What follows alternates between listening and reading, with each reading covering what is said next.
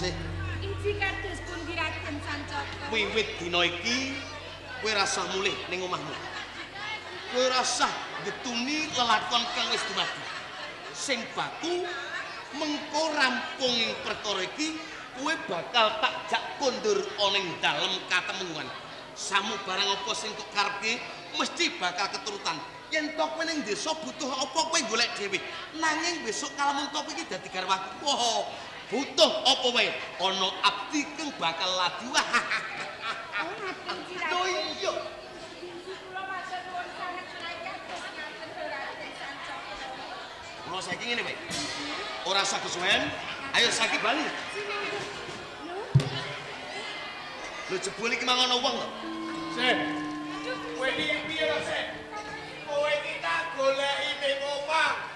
Tak goleki ning sendang jebul malah kowe ning tengah alas kaya ngene. Entuk ku goleki ngalor ngidul, ngetan kulon, aku mau kepengen. Dadi kuwi sing arane sikil. Sik. Lho wong bocah kaya ngene kok mboke wangi arep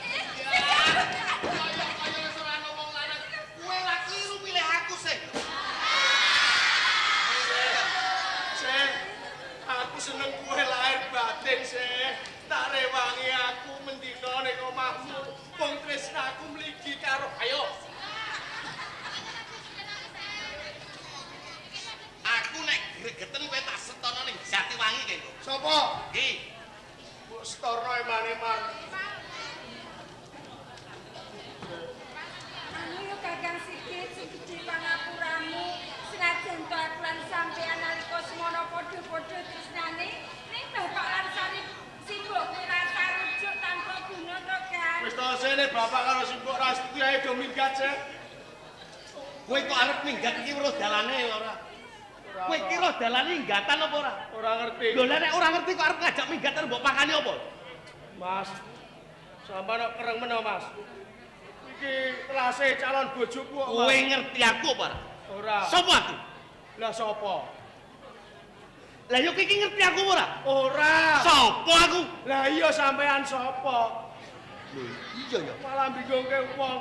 Aku kuwi putrane Rama Tumenggung Braja Wiguna. Asmaku Raden Sancaka. Aku iki putune duit. Buyute Bondo ponakane Bank BRI. Sampean iku anak bondo putu duit ponakane Bang Pitil.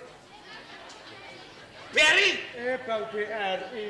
Niku telase calon bojone kula, Den. Iki telase. Nggih. Calon bojomu. Nggih. Kok lamar apa? Kula lamar kalih wedhus Gudiken. Lho kok sampean Lho nglamar bocah ayune kaya ngene kok mung trima wedhus Gudiken.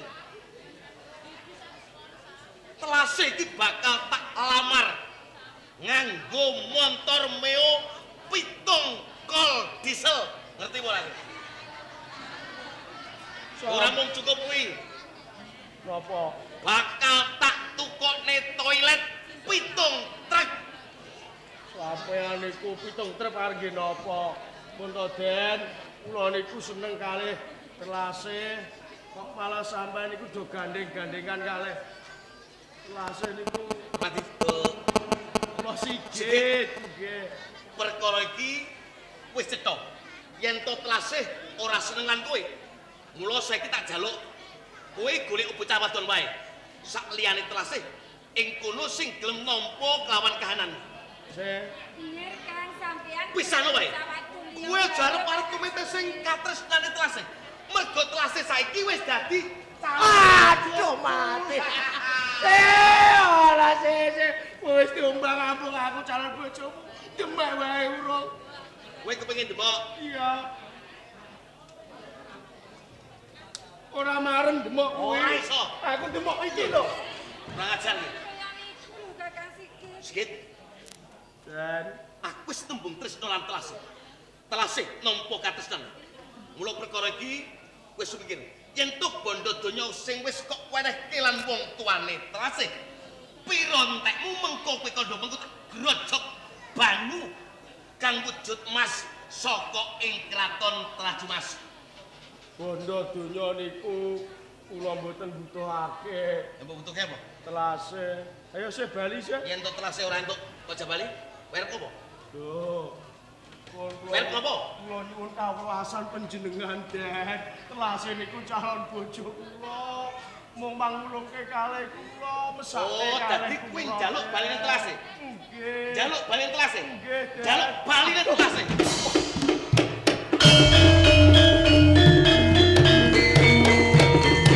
Sampeyan kok reng meneh, Mas. Mergo aku kabondro rasa tresna lan telase. Nek upama kok aku ora tumindak kaya ngene, mestine ki bakal ganggu gawe nggonku bakal beblayan lan telase. Mula saiki ki menggatos sing adoh. Sampeyan aja undha mana karo wong cilik. Peh wong cilik kuwi lungguhe ning ngisor. Peh wong cilik kuwi kanggo keset. Ning sampeyan nek ana wong cilik wani karo wong dhuwur, aja nyalahke karo wong cilik. Amarga wong dhuwur sing tumindak lan pangartine ala. Arep wong cilik nglumpukke kanca kancane. Jak munggah ning gone parang kencana. Isine arep go demo karo panguwasa. Ora bisa wong di panguwasa duwe pangkat iku wenang merintah. Kula niku elek-elek nggih duwe aji diri. Selagine cacing nika dipidak progel. Kula niku jamak lumrahe manungsa. Kula duwe rasa. Sampeyan pun nyempalani kalih kula. Kula nggih wani karo sampeyan. Arep jajal. Nggih. Monggo. Kula ya wani. Lho nek pani ayo. Lho kepengin ngrasake jotosane sikit.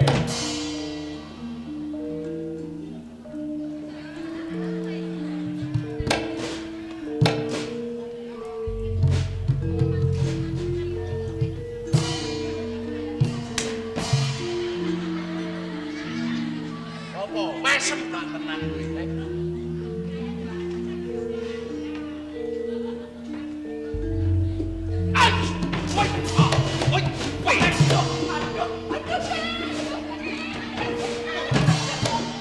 Saya pengen apa saya. Wah repot iku.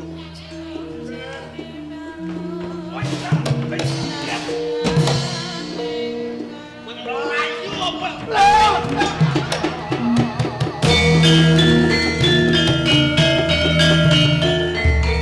Dadi kuwi mau sekarang sikit.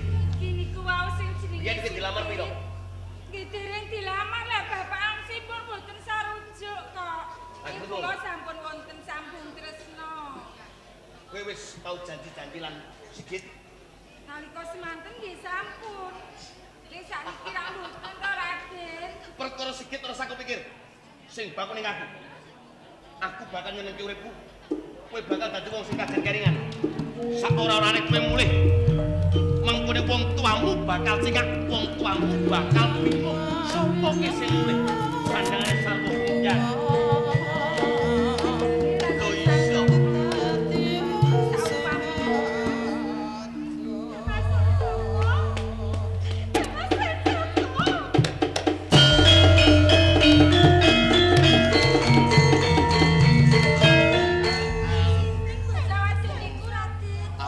Aku ora ngerti. Ora ngerti. Aku ora tepung. Sampeyan kiling kalih kula. Eleng apa? Kula calon bojone sampeyan pun kula reksa sekar. Kowe aja ngayu-ngayu. Kowe aja ngaku-ngaku lho. Kowe iki aja ngaku-ngaku yen to kowe iki calon bojoku. Sopo aku? Aku iki putrane Temenggung. Mosok putrane Temenggung duwe bojo bocah saka desa. Kok kowe iki mawas. Wih. Wah, aku Kang Mas. Kula niki pun meten lho Kakang. Lho lha nek kowe meteng kok kandha aku iki dokter piye?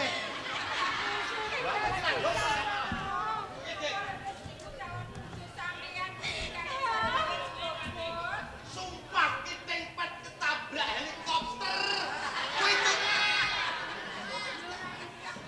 nyekel-nyekel. Kowe aja nyekel.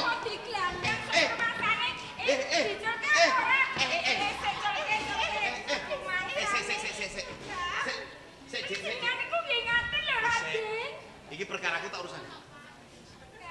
Tangane wong kutha aja mbok cekel. Sing nyekel sang desa. gatel padha karo kenok rawe. Salah bojomu. Aku wis meteng mlaku saiki aku celok tanggung jawabmu Kakang Sanjoko. Ora edep perkara kowe meteng. Mergo aku meteng saka temen Kakang sini Kakang Sanjoko. Sing salah dudu aku. Ning sing salah kowe. Yo gene kowe gelem. Lho kowe nek ana enake kowe ora ngomong karo wong brah. Ning bareng kedaden ngene anggere wong mbok kandhani. Bareng ngisi-ngisini wong kowe. Aku ora gelem aku arep celok. Kowe nek kelon ning kamar nek krasa enak meneng ae. Podo wae sampean yo meneng bae bareng sami ngerti karo wong wadon. Saliyane aku sing duwe. Iki lho diajeng. Sampean nali bareng aku sing kado Kakang Sanjoko. Salah sisi. Ayo ra ijepe sing ke bocah wadon. Nyatane Raden Sanjoko ki ora sudi karo kowe arep apa. Anane ra seneng karo aku mergo kok pameri ayumu kowe. Ya ora apa-apa. Ning aku lho Raden Sanjoko. Kakak. Kaya lakone bayi. Raden. Ketok elah tak pengene bawu. Wis Napa napa? Aku jalan bojomu langsung karo aku.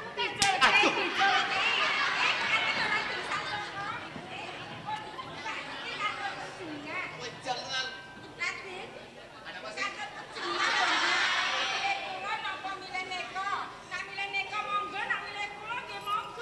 Nek aku milih kono tegese bakal ngingoni kutuk. Nek aku milih kowe, mongko kowe seprawan, mongko angan-anganku aku nek duwe bojo besok milih bocah wadon sing bokonge padha impor.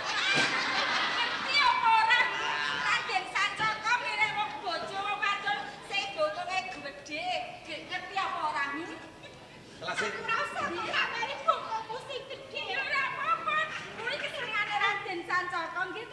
lho aku nek bokong sing gedhe iki saya-saya nek bokong ngarepe bokong waduh ya kuwi mesti. Aduh, Ana apa? langsung karo aku lho Kakang Sanjoko. Arep apa kowe nangis metu lho getih ucap-ucapan. Ning aku wis ora tresno lan kowe. Aku luwih milih telase katimbang kowe.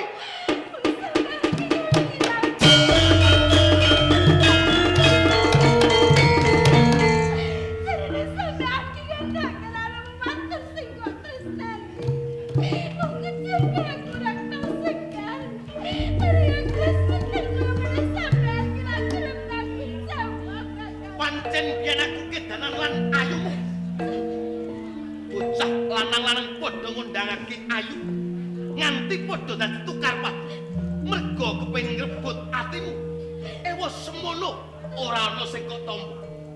Bareng kowe ngerti lan aku, kowe gandrung, kowe gampang masrahke kawantanmu.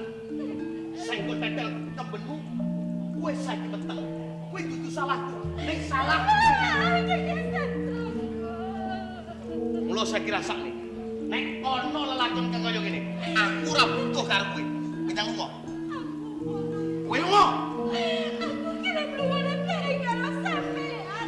Aja dipengarep kowe kepengin tak tegaki tak gandeng. Saya kepengin dadi bojone Raden Sanjoko. Mulai. Mulai. Lho kowe iki gelem apa ora?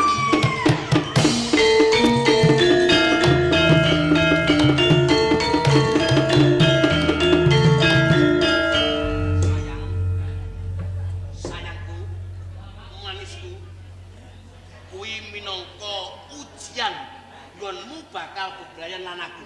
Kari kowe tabah, sabar apa ora ngadepi wong lanang sing kaya aku. Oh, nggih kula pitados kalih panjenengan kok Raden Sanjoko. Tenane aku iki bocah apik. Bocah lempeng galeng. Ora tau menggak-menggok kaya dulurku lanang bawi aku. Jenengan iku senengane kok Beda nek Darjo Jendil. Darjo Jendil iku medhite ora umum. Saking ngene wae. Nggih pripun? Ora sane kene. Aku iki mesti wis dintani Darjo Jendil arep diwatu iki mesti. Perkara siji aku diampir nomo, ning aku ngerti apa sebab aku kok moh. Darjo Jendil iku medhit. Ayo mulai. Monggo Raden.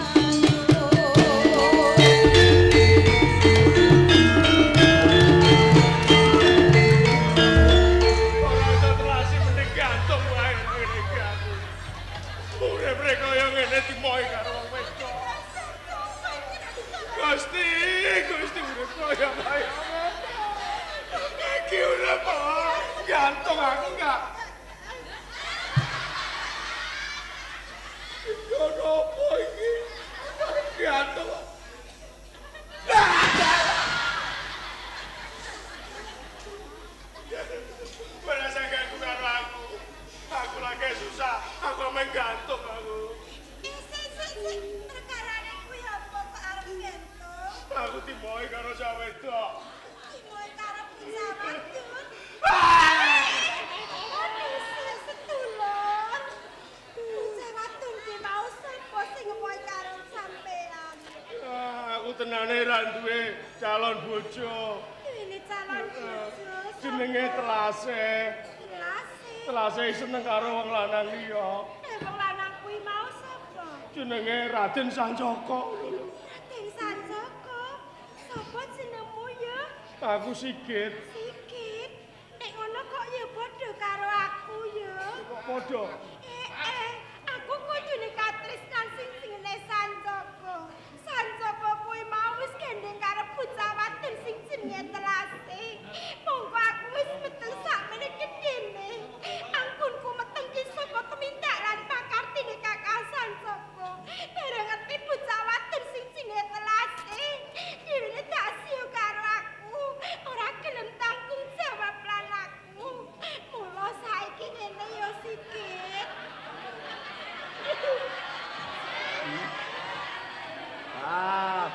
Pedotan ketemu pedotan iki. Kok dhisik kok pedotan ketemu pedotan karepmu piye to? Aku dipedhotno karo Telase. Kowe dipedhotke karo Sancaka to? Bisa aku dipedhotke karo Kakang Sancaka.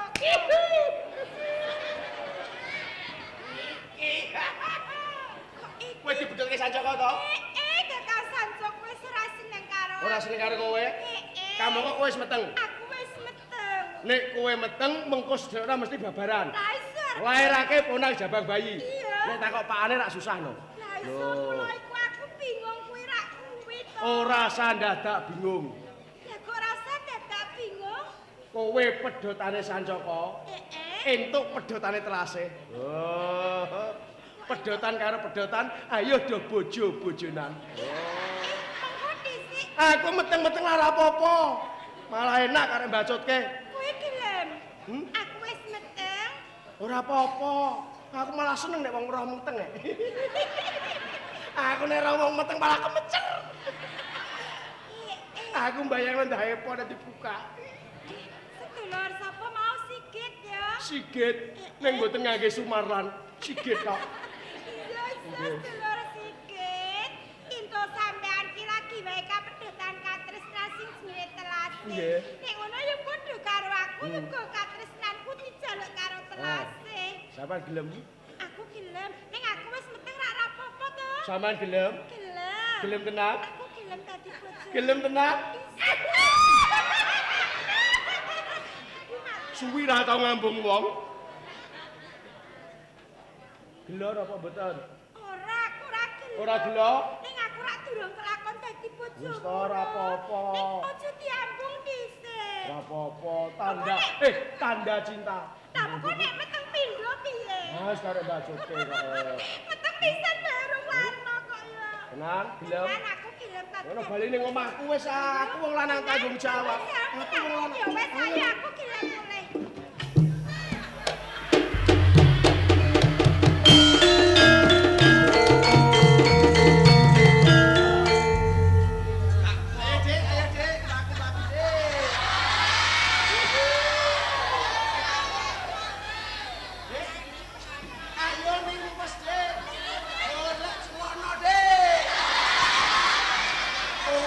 Dadak susah. Sesone kowe dadi bojoku tak rebonding rambutku.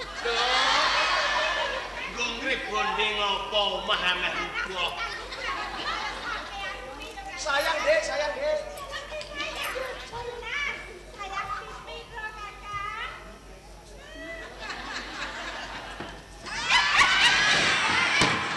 Tenang. Lho kok arep dece. Pengen Aduh, wetengku lho wis.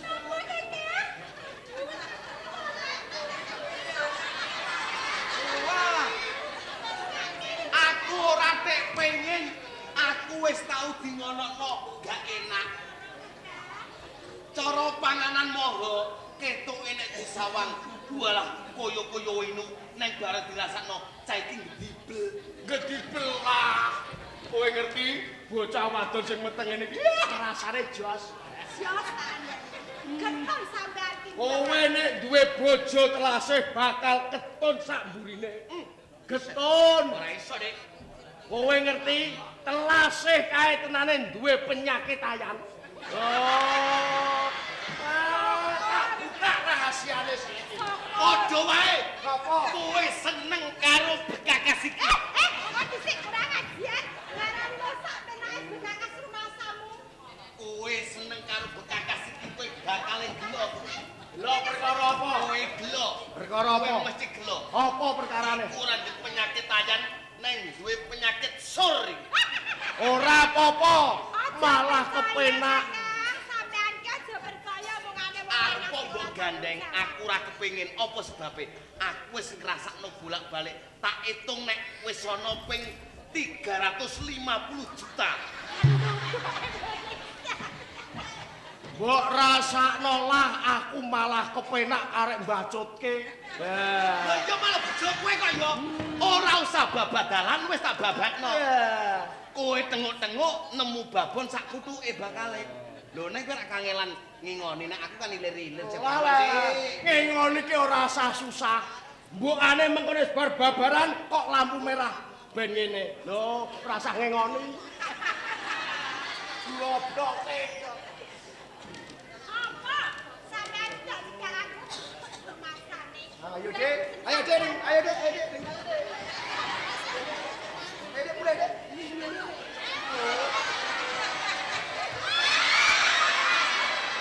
Apa?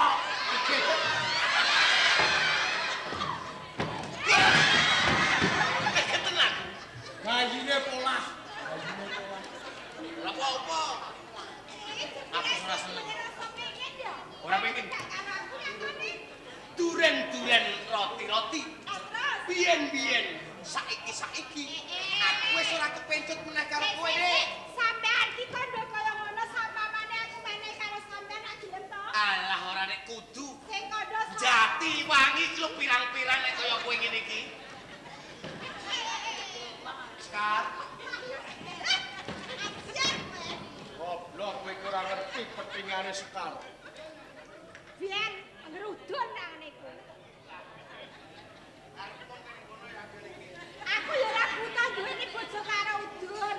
Udun selawase ora jeblos. Kowe aja macem-macem nek kene iki dulur tulah. Ya ben aku ora wedi. Dulurmu kon napakno ha? Salah mbahku wis mati ora Saya ora usah digagas. Ayo ben rasa digagas. Mulia. Mulai. Mulai ning posyandu. Aku digendong ya. Gendong to. Bojo. Campur lah kowe. Calon bojo kok gendong. Lah kowe.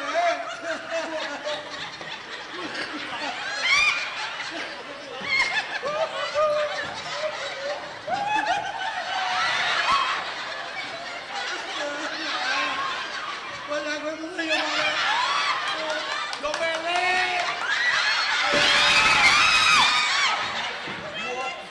Adegan 17 tahun ke atas. Bojoku tajak mulai.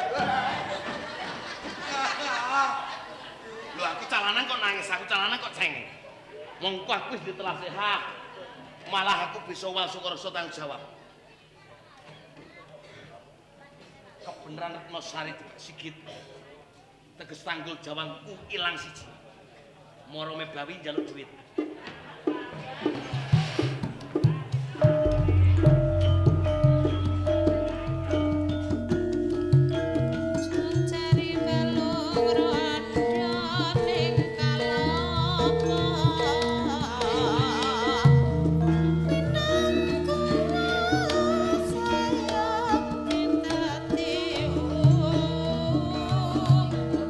Sabda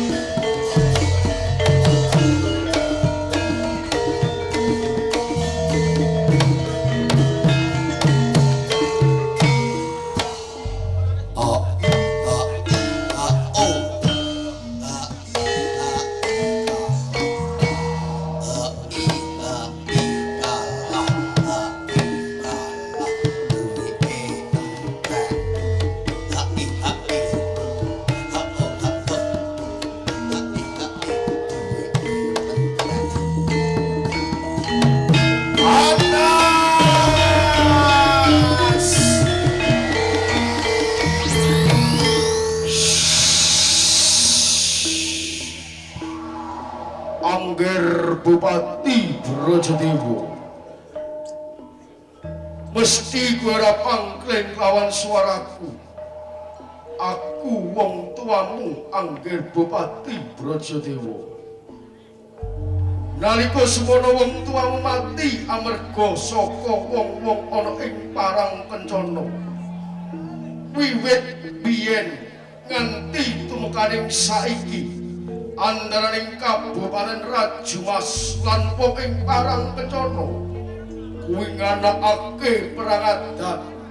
Wong tuamu mati saka wong-wong ana ing Parang Kencana. Kowe salah sawijining putra kudu bisa mikul dhuwur mendem derajate wong tuwa. Wong tuamu dikrenah karo Parang Kencana. Parang Kencana bruki Bayang Sayuta cukup sakmene ger.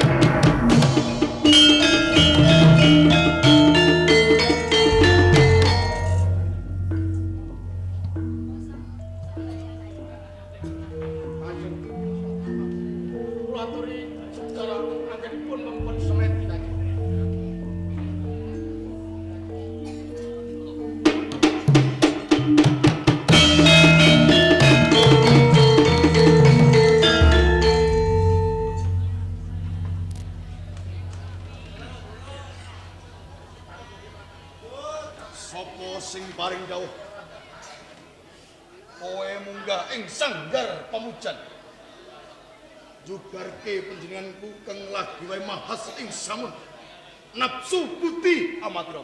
Sapa teh? Nuwun pangapunten saderengipun Kanjeng. Jalan kula sampun kemawanten anggenipun jugaraken anggenipun Kanjeng Adipati mempun semet. Iya. Jalaran sampun jangkep sekawan dosa dinten Kanjeng Adipati boten jugar anggenipun mempun semet. Tuhune wis rampung mun mas ing samun. Upama ora jur kepiye kowe? Ora apa-apa. Mung wae sawise aku mumpen semedi teh. Swara gawang sing tak tampa. Kuwi aku ora panglit. Kuwi suarane Sudarmaku. Brojo Bawana. Jebul saiki teton gamblang nggonku nampa. Sedanen Rama Dipati. Raja Bawana kuwi ora karena gerah. Karana punut Jang Widi ora. Nanging jebul gugur ing madya perangan. Nalika Trajumas iki perang adat lan Parang Kencana. Wong tuaku gugur ing madya perangan. Nanging sabda pangandikaning Rama Dipati, Raja Bawana saklimah. Aku anak lanang. Nek wong tuaku mati karena prajurit Parang Kencana yen aku meneng wae. Endi? Gedene terbukti lan anak lan tuwa. Saka kuwi aku bakal ngajak kadangku pinangka pasisen. Ngrubuhake negara Parang Kencana. Mula aku ngersake sowan kadang ya, sowan ning kene ya. Ora.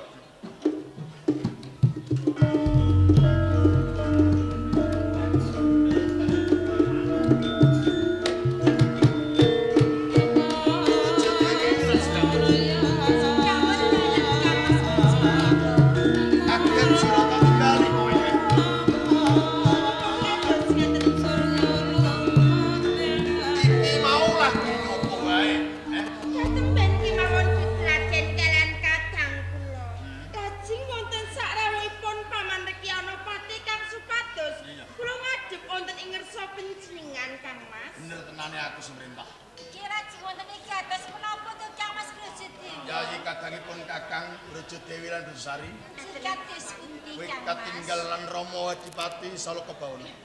Kuwi wakile wong tuamu aku. Menika leres. Mula sawising kowe matur lagi wae gladen ing merah. Iki rumangsa mongkok penggalipun Kakang. Atasing kowe iki bocah wadon nanging sinau sawring kaprajuritan. Ya kuwi muga-muga kowe kabeh serkan dening kamarita ing Kadipaten Trajumas. Ngene wong ayu. Wis pundi Kang Mas? Lagi wae pun Kakang mahas ing sesamun. Jebul ana swara. Yen ora kleru kuwi suarane wong tuaku Sudarmaku. Kan sing romo Kang Mas. Raja Bawana. Salajipun. Saklimah pangandikane. Yen Rama Dipati Raja Bawana kuwi seda ora gerah. Nanging gugur ing madya perangan. Nalika timbul perang Trajumas lan Parang Kencana, wong tuamu ya wong tuaku gugur ing madya perangan. Nanging wisik sing tak tampa Raja Dewi lan kowe Brajasari. Aku aja nganti sila tumpang, lungguh jigrang, enak lan kepenak ngenyamake kamukten ing Trajumas. Aku kudu bales sedaning Rama Dipati Brajabawana. Mula sliramu satu kali wanita. Sliramu wanita nanging mangarsani prajurit maewu-ewu ing Kadipaten Trajumas. Umapa ning bareng kencana. Perang adat kawiwitan yen perlu tugel gulune ratu ing bareng kencana. Yen to panjenengan menika sampun paring dawuh kalian para kadang ingkang kados ngaten. Namung kula sendika dawuh anglampahi Kang. Wis aku, sing kowe piye? Sing menapa pinten Kang Mas? Iya. Kula kisah anglampahi. Ayo tenan. Yen kowe kasembadan gugur, kowe mati patimu rasya nanging ngrungkepi bumi aji ing Kadipaten Trajumas. Panjenipun kaki ngaten. Saka iku iritan prajurit sesa barengi sing timbul saka wetan. Ayatono ngrabu sumrang ana ing barang kencana. Yen ngaten nyuwun tambahi pangestu panjenengan ingkang kula suwun. Tambahi pangestu Kang Mas. Aku njaluk pangapura. Kowe ora tak perintah mangarsani prajurit ing Trajumas, nanging kadang sakloron. Raja Dewi lan Manjusari.